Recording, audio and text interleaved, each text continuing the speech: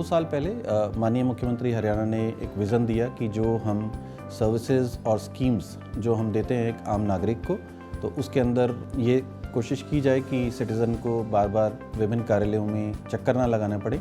तो इन सब विज़न को लेके ताकि एक आम आदमी को अच्छे से सुविधाएं मिलें, इस विज़न के साथ अंत्योदय सरल की शुरुआत की गई।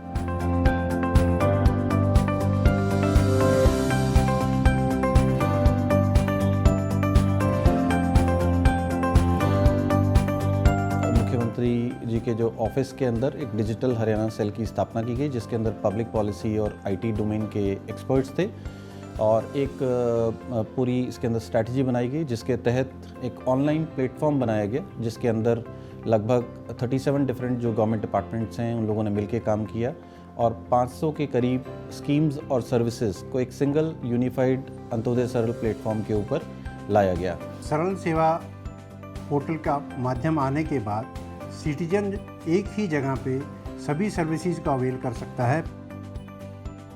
उसे सर्विसेज लेने के बारे में कोई जानकारी चाहिए तो एक नॉलेज मैनेजमेंट पोर्टल हमने बनाया है, जिसमें हर सर्विसेज के बारे में विस्तृत जानकारी दी गई है कि वह इस सर्विस को लेने के लिए क्या क्या मापदंड हैं और इसको लेने के लिए कौन से फॉर्म भरने होंगे और क्या क्या उसके साथ जो है पत्र लगाने होंगे।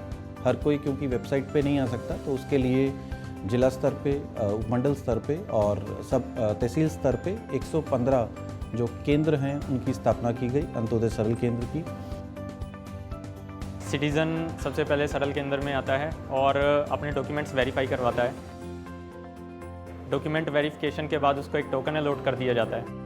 टोकन अलॉट होने के बाद वो वेटिंग एरिया में वेट करता है कि जैसे ही उसका एलईडी स्क्रीन पर टोकन डिस्प्ले होगा, देन वो पर्टिकुलर काउंटर पर जाकर अपना काम करवाएगा। जो भी वो सर्विस के लिए आया वो अपनी सर्विस अपनी वहाँ से करवाएगा। जब कोई सिटीजन काउंटर पर आता है, सबसे पहले उनका एप्लीकेशन फॉर्म लिया जाता है, उसको वेरीफाई किया जाता है कि सारी डिटेल्स करेक्ट हैं या नहीं। अब वेरीफाई होने के बाद सेकंड स्टेज पर जाता है, जो डाटा अटैचमेंट होता है, जो वो फॉर्म्स देते हैं हमारे को। फॉर्म्स देने के बाद एक्नॉलेजमेंट स्लिप निकलती है। एक्नॉलेजमेंट स्लिप हम जो सिटीजन्स को देते हैं उस पर एक गवर्नमेंट आईडी सरल हरियाणा की मेंशन होती है, जिससे उनको बताया जाता है कि आप इस पर अपनी जो सर्विस आपने अप्लाई करवाई है वो ट्रैक कर सकते हैं एट डिफरेंट लेवल्स। उसके बाद उनके पास एक मैसेज आता है फ़ोन पर, जो वो नंबर हमको देते हैं, रजिस्टर करवाते हैं। मैसेज में ये बताया जाता है कि उनकी जो सरल की सर्विस है वो किस लेवल पर पहुंच गया, वो रेगुलर मैसेज के थ्रू अपडेट कराते हैं। राइट टू सर्विस एक्ट के अंदर एक जो समय सीमा होती है कि जो विभिन्न स्कीमें हैं, सर्विसेज हैं, कितने समय में उसको दी जानी है। लेकिन पहले के सिस्टम में जो पेपर बेस्ड था उसके अंदर हम इस चीज़ को मॉनिटर नहीं कर सकते थे। अब क्योंकि हमारे पास ऑनलाइन प्लेटफॉर्म है, उसके ज़रिए हमने लीडरशिप स्कोर्स बनाए हैं जो डिपार्टमेंट वाइज भी है, इसी तरह से जिला स्तर पे भी अलग अलग जिलों का स्कोर है और ये डायनेमिक है, लगातार चेंज होता रहता है बेस्ड ऑन द परफॉर्मेंस। उसके बेसिस पे डिप्टी कमिश्नर्स जो हैं जिलों के, उनसे रिव्यू किया जाता है और उसके साथ साथ जो हेड ऑफ द डिपार्टमेंट हैं डिफरेंट डिपार्टमेंट से, उनसे भी मंथली रिव्यू किया जाता है और ये देखा जाता है कि कौन से विभाग समय पे सुविधाएँ दे रहे हैं या नहीं दे रहे हैं।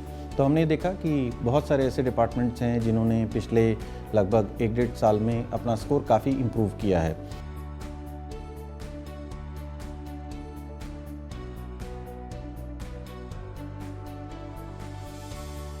तो जो लक्ष्य है हरियाणा सरकार का वो ये है कि जो नागरिक हैं उनको जो सुविधाएं हैं तुरंत मिलें और एक समय सीमा के अंतर्गत मिलें। तो अभी टेंशन वाला मामला नहीं है, अभी तो यहाँ जाना है ईजी हो जाता है। मतलब जो बीच में पहले एजेंट्स के थ्रू कोई भी चीज़ 500, 1000, 2000 कुछ भी मांग लेते थे, अभी कुछ नहीं है। हम लाइनों में लगते थे, पूछते थे ये चीज़ कहाँ से होएगी, ये चीज़ कहाँ से होएगी। बड़ा सिंपल प्रोसेस हो गया है। यहाँ पे आए, टोकन लगा, टोकन लगने के बाद नेक्स्ट काउंटर पे फ़ोटो हुई है और हम फ्री हो गए। बड़ा ईजी सा प्रोसेस हो गया है। सरल के आने से एक्चुअली सरल हो गया है ये काम।